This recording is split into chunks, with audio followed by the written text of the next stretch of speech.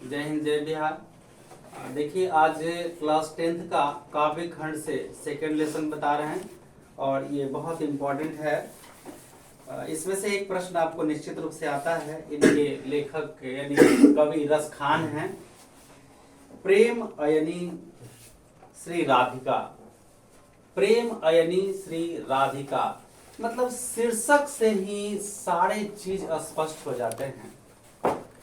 इस पर लेसन में जाने से पहले थोड़ी एक बात कर लूं कि आज एक तरफ हम हिंदू मुस्लिम की बात करते हैं, अन्य धर्मों की बात करते हैं। ये हमारे जो रसखान कवि हैं ये किस धर्म के हैं, इन्होंने कैसे कृष्ण की भक्ति की, क्यों भक्ति में लीन हुए। तो ईश्वर को, अल्लाह को पहचानने का नजरिया होना चाहिए। हम जिस व्यक्ति को जिस नजरिए से देखेंगे हमें वो उसी रूप में नजर आएगा।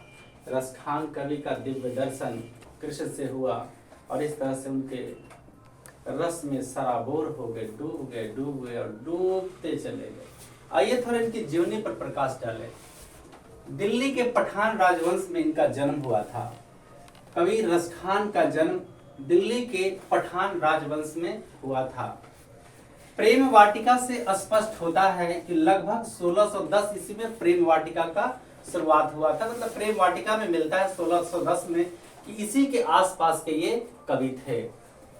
इनकी रचना काल जहांगीर का राज्यकाल के समय था, जब दिल्ली पर मुगलों का आधिपत्य हुआ और पठान वंश पराजित हुए।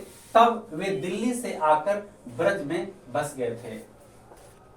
सबसे पहले दिल्ली में पठानों का हो सकता है कि राजा बने होंगे, उसके बाद मुगलों का अधिकार हो गया दिल्ली पर, तो पठान लोग वहां से जितने भी पठान वंश के थे वो सब जो भी हो, लेकिन रसखान ब्रज में आकर बस गए।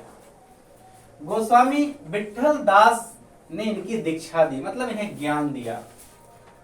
इनके दो ग्रंथ मुख्य हैं, प्रेम वाटिका और सुजान रसखान। ठीक है।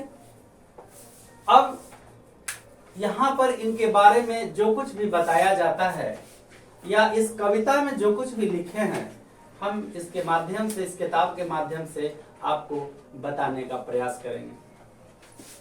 सबसे पहले इस किताब में जाने से पहले एक बार हम भक्ति रस में आपको सराबोर करने का प्रयास करेंगे, जो थोड़ा सा हट के होगा।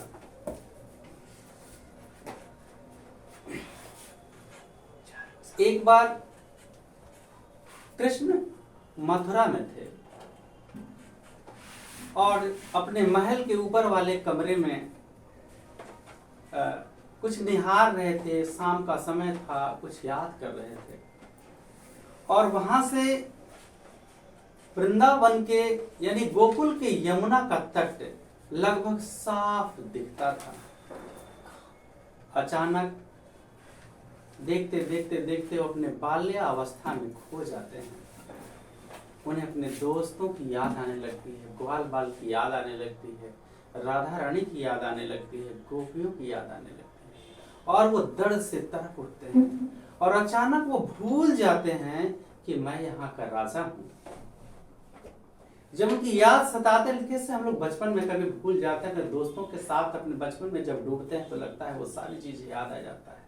कृष्ण वही बचपन की यादें में डूब गए और अचानक वो चिल्लाने लगे, सुदामा मंगल रुको मैं भी आऊं। मतलब इस तरह की भाषा में बोल रहे थे कि यहाँ रुकी जाइयो हम भी चल गए। ब्रज की भाषा अलग अलग भाषा होती और बहुत कस के वो चिल्लाते हुए मंगल दाव करके चिल्लाने लगे और बस चिल्ला चिल्ला करके बहुत और रोने लगते हैं। वो क्या दृश्य होता है, बचपना, मित्रता, खेलना कूदना, रुठना मनाना, ये कृष्ण की यादें उसमें डूब गए। बगल में उद्धव जी बगल के कमरे में थे। वो दौड़े दौड़े आते हैं, बोले भगवान आपको क्या हुआ? बोले कुछ नहीं हुआ, मुझे आज याद आ रही है यशोदा माता का, याद आ रही है यमुना तट का, याद आ रही है ग्वाल बालों का, गोपियों का, राधा का, नंद बाबा का याद आ रहा है। तो कहते हैं बस इसे समझने के लिए आपको वही आंख होना चाहिए जिन आंखों जिन जीवानों से मैं इसका बखान कर रहा हूँ, लौट जाइए, चलिए उसी जगह हम भी चलते हैं वापस फिर से एक बार। ये जब ये कहते हैं उद्धव कि आप तो प्रभु संसार को चलाने वाले हैं, ये क्या आप रो क्यों रहे हैं? कहा उद्धव मुझे बहुत याद आ रहा है। कहा कि आप तो स्वयं भगवान हैं। कहे ये याद मैं भूल नहीं सकता, क्योंकि वो भी मुझे याद कर रहे हैं, इसलिए मुझे याद आ रहा है। उद्धव जी कहते हैं कि मैं जाकर कल उन सबको समझा दूंगा कि तेरी याद ना करे, क्योंकि तुम्हें पीड़ा होती है। कल हो के उद्धव जी जाते हैं वहां समझाने के लिए। क्या बताऊं, सबसे पहले जब वहां से चलते हैं तो नंद बाबा का हुलिया बताए थे, मेरे नंद बाबा ऐसे हैं, मेरी यशोदा माँ ऐसी हैं, ऐसे ऐसे कृष्ण सब बातें बताए थे। जब आते हैं नंद बाबा को समझाने के लिए पहुंचते हैं, पहले तो यमुना तट पर मिले, गोपियां थी, पूछा नंद बाबा का घर कौन है? पूछा क्यों, कहाँ से आया? मथुरा से। तब बोले हाँ, आप कैसे जानते हो? तुम मथुरा वाले ही कृष्ण को खोजते हैं, बाकी को कृष्ण की जरूरत नहीं, सबके आत्मा में कृष्ण रहते हैं। चल जाइए यमुना के तट पकड़े पकड़े नंद बाबा के घर चले जाओगे। कहा क्यों? उद्धव बोले क्यों? तो बोले क्योंकि जो यमुना का तट जो चल रहा है ना, जल की धाराएं, ये साधारण जल नहीं है। ये तो यशोदा माँ और नंद बाबा तमाम गोपियों की आंखों के आंसू ये बह रहे हैं। फिर भी अपने आप को बहुत ज्ञानी उद्धव समझते थे, बेवकूफ की बात है। और चलते हैं नंद बाबा के दरवाजे पे जाके नंद बाबा को आवाज देते हैं, नंद बाबा, नंद जी, नंदराय जी हैं? तो नंद बाबा घर से निकलते हैं, कहते हैं हाँ जी बोलिए, क्या बात है? तो मैं प्रणाम, मैं मथुरा से आया हूँ, मैं नंद बाबा से मिलना चाहता हूँ, मैं कृष्ण का मैसेज लाया हूँ, संवाद लाया हूँ। तो बोले मैं ही नंद बाबा हूँ, बोलिए क्या बातें हैं? तो इस तरह से बहुत कृष्ण जो बताए थे नंद बाबा का दृश्य, वो सब अलग था, बिल्कुल अलग हो गया था, क्योंकि नंद बाबा सूख गए थे कृष्ण के वियोग में। फिर बैठाते हैं नंद बाबा, उन्हें प्रणाम करते हैं उद्धव जी, कृष्ण के मित्र जो ठहरे पिता समान, तो प्रणाम करते हैं, बातचीत होता है। फिर नंद बाबा कहते हैं बैठिए, कुछ खाने के लिए ले आते हैं। तो नंद बाबा देखते हैं कृष्ण कि बगल के जो उद्धव देखते हैं कि बगल के जो किचन था, खाने बनाना रसोई घर, उसमें जाले पड़े थे, मकड़ी के जाल पड़ गए थे। मतलब जब से कृष्ण गए थे शायद उनके किचन में खाना बना होगा, मतलब रसोई घर, कहीं से वो भोजन ले आते हैं। इस तरह से भोजन करने के बाद बातचीत होने लगता है, कृष्ण समझाने लगे, उद्धव समझाने लगते हैं नंद बाबा को। कहते हैं बाबा आप कृष्ण की यादें भूल जाएं, क्योंकि वो तो भगवान है, न किसी का पिता है वो, न किसी का पुत्र है, न किसी का भाई है, न किसी का मित्र है, वो तो भगवान है। नंद बाबा थोड़ा देर चुप रहते हैं, उद्धव जी बक बक बक करते जाते हैं। अंत में कहते हैं तुम बड़ा बेवकूफ हो, हम तो समझे थे बड़ा ज्ञानी हो, सुने थे। तुम बताओ, कल तक किसी का बेटा अगर छोड़ के कहीं चल जाता था तो मैं समझा मेरा बेटा छोड़ के कहीं चला गया, तो मैं इस पीड़ा से कम था मेरे पास पीड़ा कि सबका बेटा जाता है, मेरा भी बेटा चला गया। अब तुम कहते हैं कि भगवान है, तो जिस व्यक्ति के भगवान ही घर छोड़ के चला जाए, क्या वो कभी सुखी होगा? उसकी पीड़ा का तुम्हें अंदाज है? होश से उड़ गया उद्धव जी का, चुपचाप मुंह बना के चल दिए वहां से। यमुना तट पर आते हैं, गोपियां कहीं क्यों, नंद बाबा से भेंट हो गया। फिर गोपियों को समझाने लगते हैं, कहें गोपियां तुम कृष्ण की यादें छोड़ दो, क्योंकि वो आने वाला नहीं है, उसे राजकाज देखना है, घर संभालना है, बहुत सारी काम। फिर कहें क्यों छोड़ दूं याद, लेकिन उसका वियोग ना करो, अपनी नई जिंदगी जियो। तो पूछते हैं उद्धव जी से नई जिंदगी कैसे जिया जाता है? तो नया घर संसार बसा, अपने दुनिया में रहो। की बात उद्धव जी, गोपियां पूछी उद्धव जी मन कितने होते हैं? तो उद्धव बोले एक। तो यहाँ गोपियां कहीं कि उद्धव जी आप तो बहुत विद्वान हैं, क्या आप मेरे मन को कृष्ण के पास से ला सकते हैं? यदि आप ला दीजिए तो जहां कहिएगा वहीं मन लगा देंगे। उद्धव का होश से उड़ गया। आप लोग को भी कहते हैं कि मन एक है, एक ही जगह लगाइए, पढ़ने में, अपने जीवन को बनाने में। मन एक है, उसे एक ही जगह इस्तेमाल किया जा सकता है। उद्धव जी का तो सब दिमाग शांत हो गया, चुपचाप वहां से चल दी। अब एक बहुत अजब सा दृश्य है।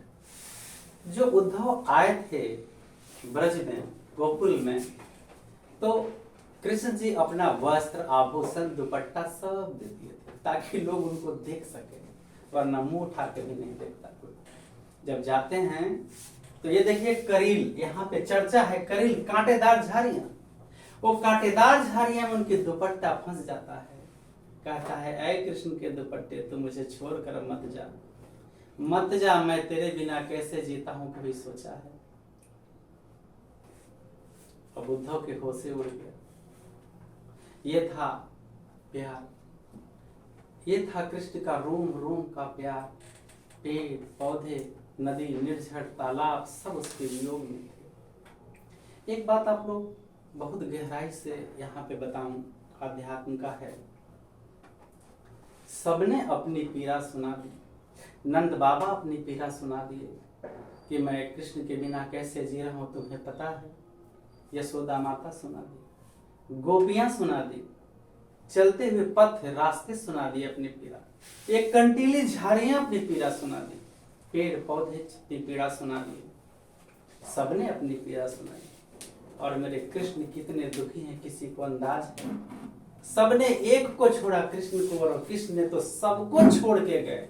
जरा उनके पीड़ा का अंदाज करो, कितना उनके अंदर पीड़ा है और उसे कैसे कृष्ण बर्दाश्त करते हैं, जरा महसूस करो।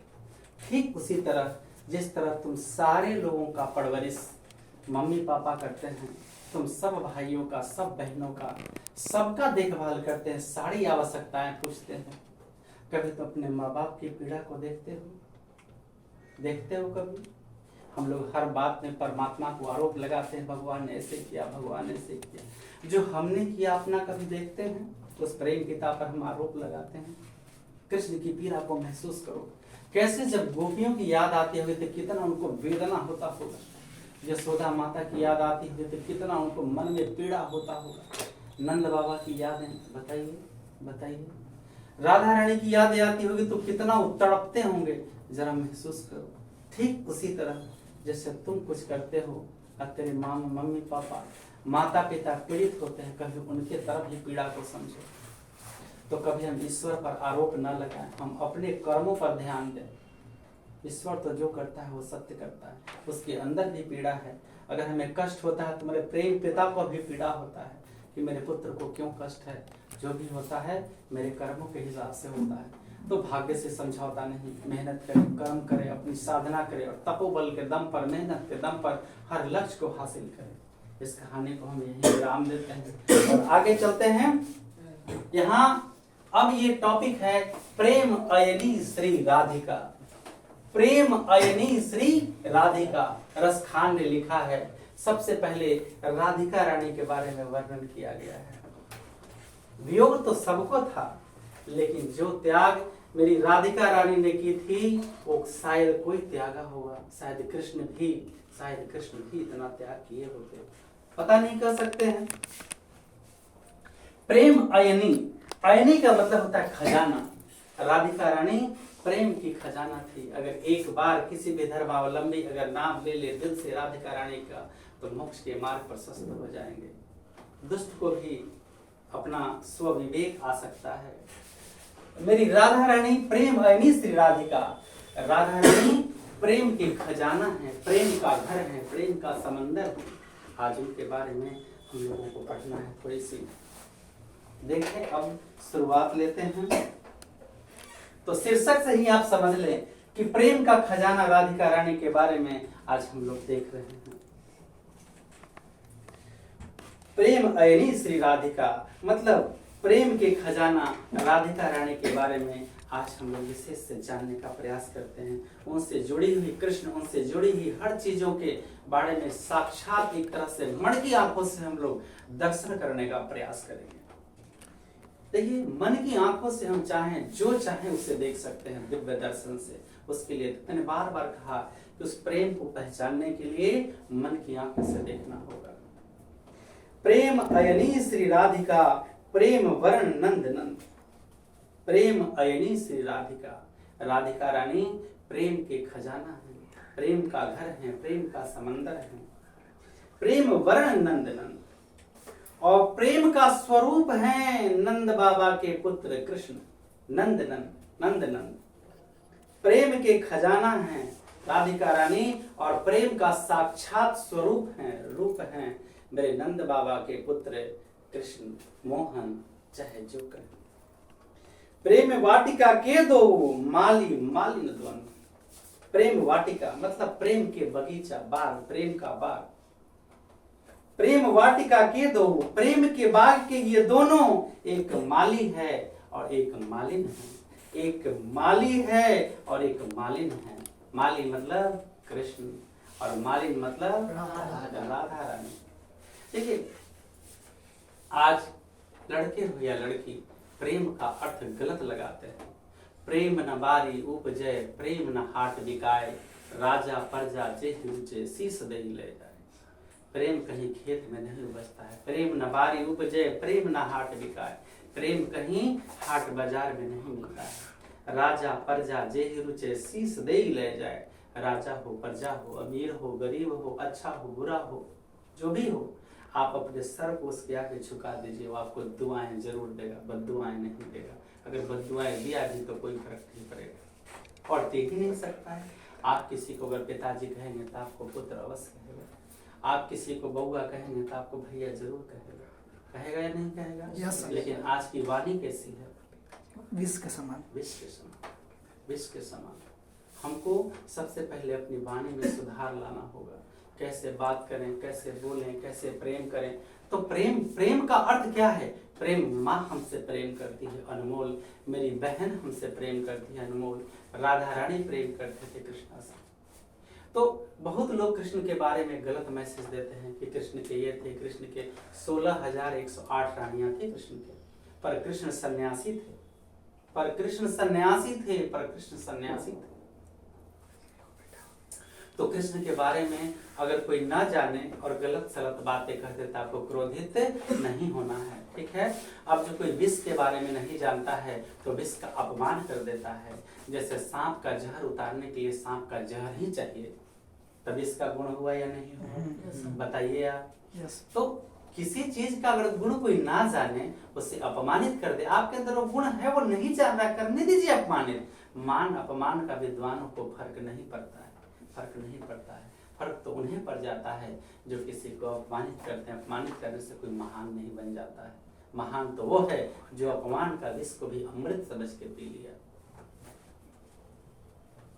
प्रेम अयनी श्री राधिका, प्रेम वर्ण नंद नंद, प्रेम वाटिका के दो वो माली माल में द्वंद। राधिका रानी प्रेम के खजाना है और श्री कृष्ण स्वयं प्रेम का स्वरूप है। ये दोनों प्रेम वाटिका के, प्रेम के बगीचा के माली और मालिन हैं। मतलब प्रेम को सींचने वाले ये माली और मालिन हैं। वास्तव में भगवान कृष्ण ने प्रेम ही उत्पन्न किया था। प्रेम से उन्होंने महाभारत की शांति चाही थी कि युद्ध नहीं हो, और दुर्योधन के पास शांति प्रस्ताव लेके गए थे। प्रेम हर जगह कृष्ण ने प्रेम का मैसेज दिया है, हर जगह। लेकिन हम लोग क्या करते हैं? उस भगवान को अपमानित करते हैं, बदनाम करते हैं। हर लोग हिंदू मुसलमान करता है, लेकिन मैं उन विद्वानों से पूछता हूँ कि हिंदू मुसलमान राम मंदिर और मस्जिद की बातें करते हो तो हमारे रस खान के बारे में क्या कहते? इस्लाम होते हुए हिंदू ग्रंथ के, पवित्र ग्रंथ की रचना की इन्होंने, और साथ साथ कृष्ण को अपने दिल में बसा लिया। बताइए कौन हिंदू और कौन मुसलमान? कोई नहीं। ईश्वर हर रूप में मिलते हैं। वही अल्लाह है, वही मेरे कृष्ण है, वही मेरे लॉर्ड हैं, वही मेरे ईसा हैं, सब वही हैं, सिर्फ नाम बदल दिया गया है। मोहन छवि रस कहानी लिखी, अब दीर्घ अपने नाही। मोहन का जो छवि है, रूप है, रस खान को भा गया है, रस खान को भा गया है। अब दीर्घ अपने नाही, वो अपने मन से, नयन से, वो अपने नयन से उन्हें दूर नहीं करने देंगे, दूर नहीं होने देंगे। मोहन छवि रस खाने लगी। मोहन का जो छवि है, कृष्ण का जो छवि है, मेरे कन्हैया लल्ला का जो छवि है, रस खान को भा गया है, वो दिल में अपने समा लिए हैं। अब दीर्घ अपने नाही, अब वो आंख से कभी विस्मित नहीं होने देंगे, उन्हें दूर नहीं होने देंगे। और फलक देख सकते हैं, ऊंचे आवत धनुष से छूटे सर से जाही। ऊंचे का मतलब होता है क्षण भर के लिए, हाँ क्षण भर के लिए। जैसे लिखा है ऊंचे आवत धनुष से छूटे सर से जाही। जैसे धनुष पर बाण चढ़ाते हैं, छूटता है, फिर आता है, फिर दूसरा बाण चढ़ाते हैं, छूटता है। ये कह रहे हैं मतलब ऐसा, जैसे आप कहीं मंदिर में जाते हैं पूजा करने के लिए, ठीक है, और दिन में सच्चे हृदय से अगर आप मंदिर में गए हैं पूजा करने के लिए, तो उस माई का छवि या कृष्ण लल्ला का छवि आपके मन के अंदर बस जाएगा। जैसे लगेगा चलते हुए भी वही नजर आ रहे हैं, सोया हूं तो वही नजर आ रहे हैं, उठ रहा हूं तो वही नजर आ रहे हैं। कृष्ण हो, शिव हो, जो भी अल्लाह पैगंबर हो, अगर सच्चे हृदय से उनके दर्शन आंखों से, नग्न आंखों से कर लोगे तो सिर्फ वही तुम्हें नजर आएंगे। सारे संसार में इसकी आत्मा, इसके शरीर में भी वही नजर आएंगे, वही नजर आएंगे। इससे होता है भगवान सोते नहीं हैं, सुलाने वाला चाहिए, खाते नहीं खिलाने वाला चाहिए, है ना। कौन कहता है भगवान सोते नहीं, कौन कहता है भगवान सोते नहीं। और यहाँ तो कहा गया है कि यशोदा माता के तरह कोई सुलाता नहीं, लेकिन मैं फिर एक बार दोहराना चाहता हूँ, कौन कहता है भगवान सोते नहीं, कि कई मैया के तरह कोई सुलाता नहीं। यशोदा कौशल्या माँ से कभी नहीं सोए थे राम। जो राम है वही कृष्ण है, तो ये राम है तू रहीम है, सब वही है। कि कई माँ जैसे ही अपने पास रखते थे राम सो जाते थे, लेकिन कौशल्या माँ एक रात उठा के ले गई सुलाने के लिए, वो सोई नहीं। तो ये आंख ईश्वर को प्राप्त करने का वो नयन चाहिए, वो दिव्य दृष्टि चाहिए। अगर आपके पास है तो अभी और यहीं पे दर्शन हो जाएगा, यहीं पे। और पलक आप देखते रहेंगे उन्हें, कैसे किसी के माता पिता, हम देख रहे हैं बाबूजी को, हम देख रहे हैं माँ को, नहीं है मृत्युपरांत भी होता है, तो मन में बसा लिया है ना माता पिता को, वो मन में बसा लिया है मेरे जन्मदाता, मेरे ईश्वर, मेरे भगवान तुम ही हो, तुम कहाँ चले गई माँ, मेरे पास आ जा। और माँ की छवि आंखों में आ जाती है। उसी तरह उस परमात्मा कृष्ण लल्ला कन्हैया की छवि एक बार दिल से याद कर लो, जैसे रसखान ने याद किया। वो कह रहे हैं यहाँ पे देखिए वही बात को दोहरा रहे हैं। वो कह रहे हैं मोहन छवि रस खाने लगी, अब दीर्घ अपने नाही। मोहन की छवि रस खान को भाग गया, अपने नैनों से उसे दूर नहीं होने देंगे, चाहे कुछ भी हो जाए। ऊंचे आवत धनुष से छूटे सर जाए। कह रहे हैं कि जो क्षण भर के लिए जैसे बाण छूटता है और फिर आता है फिर जाता है, वैसे ही कभी लग रहा है कि कृष्ण आ रहे हैं, उसके नजरों में, दिल दिमाग में आ रहे हैं, जा रहे हैं, आ रहे हैं, जा रहे हैं, आ रहे हैं। मतलब परमात्मा से रसखान का साक्षात्कार हो रहा है यहाँ। अब बे मन मैं का करूं, अब बे मन मैं का करूं, अब बे मन मैं का करूं। कृष्ण की रसखान की आत्मा कहाँ बस गई है? कृष्ण में। ये नैन कहाँ लगा दिए हैं? कृष्ण में। तो मैं आपको भी बोलता हूँ अपने नैन को वहीं लगा दे यार, गलत जगह नैनवा मत लगाना, कृष्ण में लगा दो नैन को, तो आत्मा बस गए कौन? कृष्ण। तो लिखा है अब बे मन मैं का करूं, अब तो मन कहाँ चला गया? कृष्ण। मन एक था वो चला गया कृष्ण के, तो ये शरीर का हो गया, बिना मन का हो गया। अब बे मन मैं का करूं, अब मन तो मेरे शरीर में है ही नहीं, ये प्राण तो है ही नहीं, क्या करूं पड़ी फेर के फंद, अब तो फंदे में पड़ गए हैं रसखान, न इधर का न उधर का। एक बार क्या हुआ, राधा रानी के साथ कृष्ण जी बैठे थे और सूरदास भक्ति में लीन हो गए। राधा रानी की निगाहें पड़ी, कहा हे प्रभु आप तो दुनिया को चलाने वाले हैं, देखिए जरा इस भक्त को, बिन आंखों के भी दिव्य दर्शन आपका कर रहा है, आप इसे नैन दे दीजिए। तो कृष्ण मुस्कुराने लगे। क्यों मुस्कुराने लगे? इसके कारण थे कि जैसी आपकी इच्छा। तो दिव्य दृष्टि ने आंख प्रदान कर दी सूरदास को। सूरदास ने दोनों का युगल रूप देखा, राधा और कृष्ण का, वो एकदम हर्षित हो गए अंतरात्मा से। बोले प्रभु मैं बहुत धन्य हूं जो आप दर्शन दिए। तो अब बोलते हैं कृष्ण ये तो मैंने आपको चक्षु नयन जो दिए हैं, ये राधा रानी की विनती पर दिए हैं, अब आप हमसे वर मांगिए। बोले प्रभु मैं जो मांगू वो दे देंगे आप, ये मांग कर तो देखिए जो मेरे सामर्थ्य में होगा। तो बोलते हैं सूरदास कि हे प्रभु अगर आप देना ही चाहते हैं तो पुनः जिन दिए हुए आंखों को आप ले लीजिए, हमें आंख नहीं चाहिए। कहें ये क्यों? कि जिन आंखों से मैंने आपके युगल रूप का दर्शन किया है, मैं फिर कभी किसी का दर्शन ना करूं, कभी फिर किसी का दर्शन ना करूं, मैं आपको ही मन और मंदिर में बसा लूं। ऐसा सूरदास बोले। आज बेटा कितना साइंस तरक्की कर जाता है, लेकिन ईश्वर के अस्तित्व को नकारा नहीं जा सकता है।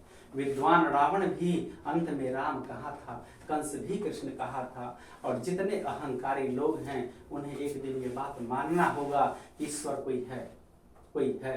अगर एक घर चलाने के लिए घर का मालिक होता है, एक गांव चलाने के लिए एक मुखिया होता है, एक अनुमंडल चलाने के लिए अनुमंडलाधिकारी होता है, जिला चलाने के लिए जिलाधिकारी होता है, राज्य चलाने के लिए सीएम होता है, और देश चलाने के लिए पीएम होता है, अब विश्व को चलाने के लिए यूएसए है, तो इस पूरे सृष्टि को चलाने वाला भी कोई न कोई क्या आप इस बात को मानते हैं? Yes sir. जो अहंकारी होते हैं ईश्वर कहाँ है, और ईश्वर को महसूस करो। ये महसूस करने की चीज है। उसकी आंखें नहीं है फिर भी देखता है, कान नहीं है फिर भी सुनता है, जुबान नहीं है फिर भी बोलता है, वो हर जगह विराजमान है, कण कण में ईश्वर व्याप्त है, केवल उसे महसूस करने की जरूरत है। अगर हम अंतरात्मा से परमात्मा को फील कर लें तो यहाँ भी है, तुम में है, इस सब में है, पूरे कण कण में व्याप्त है ईश्वर।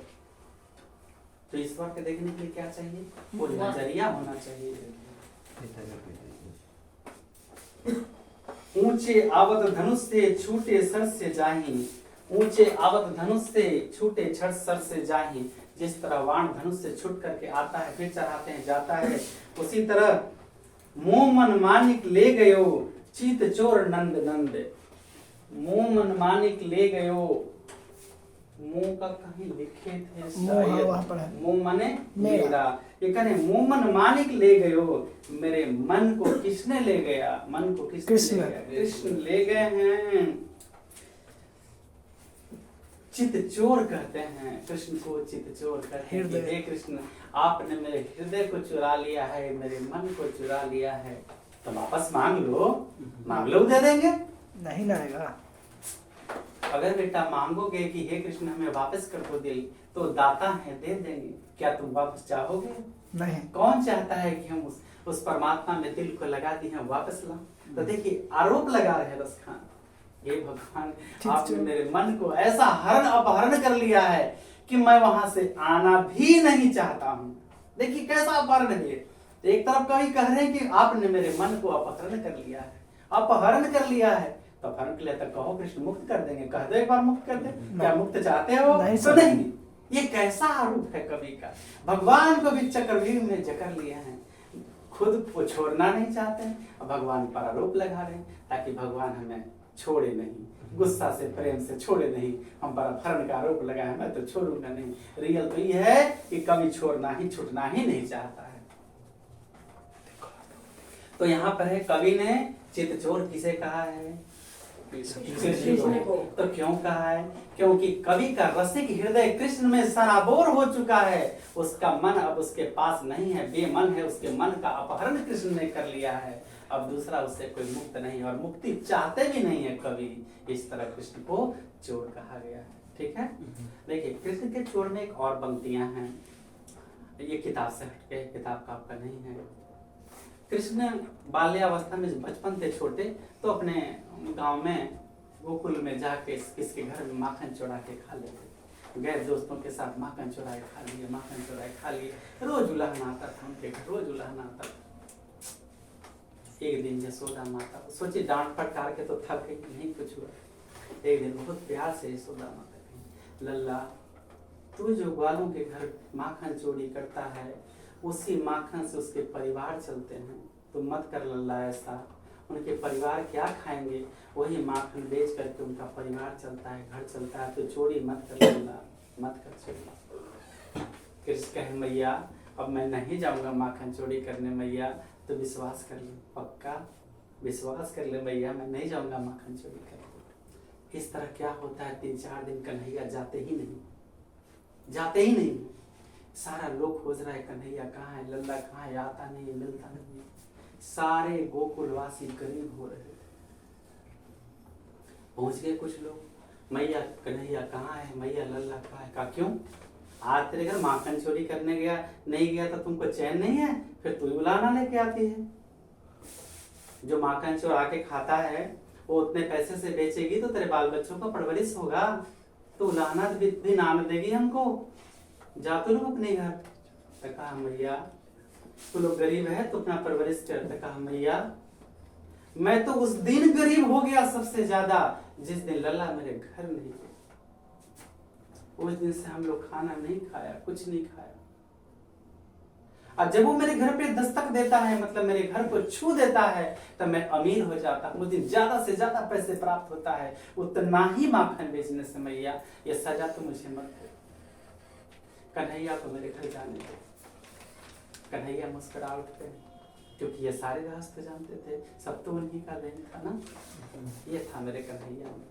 कुछ लोग कन्हैया को बदनाम करते हैं, कुछ लोग ऐसे गमछी रख लेते हैं। ऐसे कैसे गमछी है आप लोग के पास, घुमा दीजिए। कुछ लोग मेरे कृष्ण को कन्हैया को बदनाम करते हैं, गमछे गंदे पे रख लेते हैं। और गोप का अर्थ भी जानते हैं आप, गोप गलत, जितने लोग कहते हैं गोप का गलत लगाते हैं। ये देखिए मेरे कन्हैया, मेरे लल्ला जब चलते थे तो ऐसे गमछी रखते थे, ऐसे ऐसे ऐसे ऐसे। ये मेरे कृष्ण का स्वरूप है। आप गीता रामायण पुराण में आप देख लीजिए, इसका मतलब होता है शांति, प्रेम। मैं इससे तोड़ा नहीं हूँ, मैं इससे जोड़ा हूँ। ये मेरा प्रेम है, ये मेरा रक्षक है। लेडी हो या जेंट्स, सबका ये रक्षक है। मेरे कन्हैया को लोग बदनाम करते हैं, ऐसे गमछी रख लेंगे, मुँह छेंट लेंगे, गोप कहलाते हैं। गोप का मतलब है आप लोग जानते हो, गोप का मतलब जानते हो आप लोग? Yes sir. हाँ चलिए, जो जानता है उसको थैंक्स। और मैं बता दूं, जब गोपियां, मेरे कृष्ण जब वृंदावन में रास लीला करने के लिए चले जाते थे तो सारी गोपियां अपने काम को छोड़ करके पहुंच जाती थी वृंदावन में। सबके पति बेचैन हो जाते थे। तो क्या कहते थे कृष्ण, देखो भैया आप लोग मेरे पास आती हो तो सारे अपने घर के कामों को फटाफट करके आना, ताकि तेरे पतियां तुम्हें डांटे नहीं। ठीक है, तो ऐसी तरह सब लोग गोपियां क्या करती थी, फटाफट अपने काम को कर लिए। और जब वृंदावन में रासलीला करते तो सारी गोपियां आ जाती थी। ठीक है, तो सब अपने पति की इच्छा से आते थे, जबरदस्ती नहीं। तो जो गोपियां आती थी उस गोपियों के पति को गोप कहा जाता है। गोपियों के पति को गोप कहा जाता है। गोप कहा जाता है। गोपियां मतलब समझते हैं, ग्वाले, ग्वालिन की पति को। तो हम अपने जाति और धर्म को बदनाम करते हैं, कुछ लोग बदनाम करवा देते हैं। मैं सबसे विनती करता हूँ कि हमारे भगवान कृष्ण को बदनाम ना करें, गोप का अर्थ गलत ना लगाएं। गोप का अर्थ होता है गोपियों के पति को गोप कहते हैं। आप भी दुनिया को मैसेज दीजिए, यही मैं दे रहा हूँ कि गोप कहने का मतलब मेरे भगवान को बदनाम करना नहीं हो जाएगा। वो तो गमछे कैसे रखते थे मैंने दिखा दिया ना आपको। एक बात और जानते हैं, चाहे कोई भी धर्मावलंबी हो, बाईं ओर और कुछ लोग दाईं ओर गमछी रखते हैं। हमारे हिंदू शास्त्र के अनुसार कंधे पर बाईं ओर अगर ब्राह्मण कपड़ा रखे बिना पूजा पाठ करवाते हैं तो सफल नहीं है, और सर पे कपड़ा होना अति आवश्यक है। चलिए, तो इस तरह से ये मतलब गोप का मतलब समझ। इसी तरह डॉन होता है, कुछ लोग कहते हैं dan dan dan, DON dan. Dan का मतलब जानते हैं आप लोग? डॉन का मतलब गुंडा बदमाश नहीं होता है। डॉन का मतलब होता है मार्शल आर्ट के ब्लैक बेल्ट। ब्लैक बेल्ट जब काला पट्टी बांधता है ना, white belt, green belt, brown belt, brown के बाद कराटे में ब्राउन के बाद ब्लैक बेल्ट होता है। तो उस ब्लैक बेल्ट में ब्लैक बेल्ट वाले को फर्स्ट डॉन कहा जाता है, फिर सेकेंड डॉन, फिर third dan, fourth dan, 5 dan, ऐसे।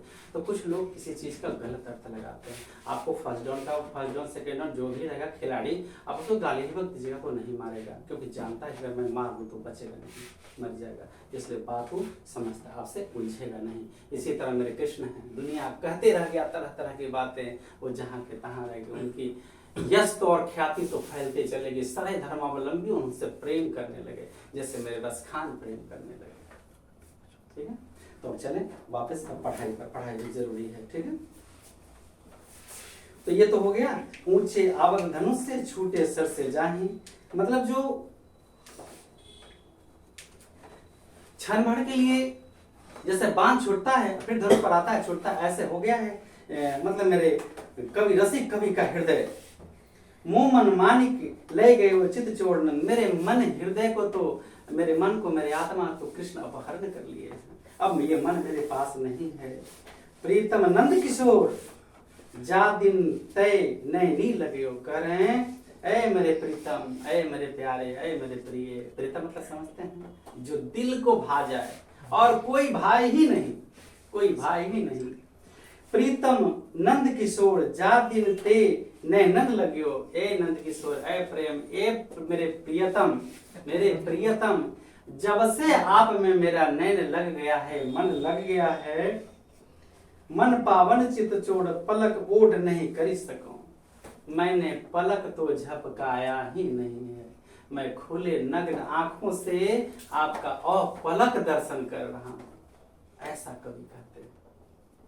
समझ में आया? Yes sir. हाँ, बिना पलक झपकाए उनका साक्षात दर्शन कवि को हो रहा है, आपको भी हो सकता है, सबको हो सकता है। तो देखने के लिए क्या चाहिए? वो नजरिया चाहिए, वो नैन चाहिए, वो आंखें चाहिए, वो चक्षु चाहिए, और भगवान के प्रति समर्पण चाहिए।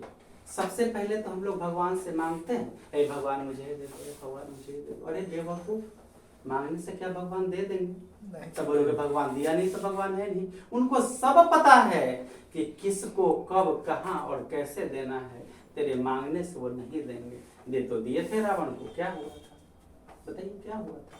उसका गलत प्रयोग किया ना, इसलिए वो सोच समझ के देते हैं। जब देना होगा तो देंगे, देंगे। जब जरूरत होगा उनको महसूस होगा ना कि हाँ भाई से जरूरत है। जैसे हम माँ को पता चलता है मेरे बच्चे को दूध देना है, जब जन्म लेते हैं माँ का दूध खत्म हो जाता है तो कहते हैं अरे अभी क्या खाएगा, इसका पेट बड़ा हो गया, तो कहते चल भाई इसको दांत दे दे, रोटी खाएगा, काट काट के देते हैं कि नहीं? जो जरूरत है वो सब देते हैं। समय समय आए तरवर फले के तक सी चोली, कितनों पेड़ में पानी पटाइएगा, तो जब जरूरत समय आएगा तब ही ना पेड़ में फल लगेगा। कि आपको पानी पटाने से खाद डालने से जल्दी लग जाएगा? नहीं लगेगा ना। ईश्वर है, अस्तित्व है, ईश्वर के अस्तित्व से ही हम हैं, हमारे अस्तित्व से ईश्वर नहीं है, ईश्वर के अस्तित्व से हम हैं। एक बार उसमें लीन होके देखिए, सारा संसार कृष्णमय, भक्तिमय, अल्लाहमय, पैगंबरमय हो जाएगा, ईसामय हो जाएगा, और फिर अमन शांति बन जाएगा हमारे देश, हमारे मुल्क, पूरे विश्व में। इसी के साथ इस लेसन की समाप्ति करते हैं। जय हिंद, जय बिहार।